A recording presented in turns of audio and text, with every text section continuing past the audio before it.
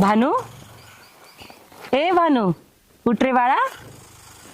भानू, हा उठून बस. भाण्याचा डायरेक्ट भानू. थकलाय का? मग टोपी कुठे गेली? आता मला काय माहित. हा मी म्हणलं नेली काय चोरांनी. हच, टोपी पण चोरते चोर का? हा ऐक ना, पाणी दिलं?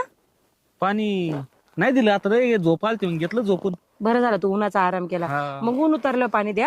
हा हा, आणि मग तुला काही खायचं असेल तर घरी जा, सगळं बनवून ठेवलंय. हा का? हा, संध्याकाळी काय करू तुला? संध्याकाळी का? हा, आज कोण वार आहे?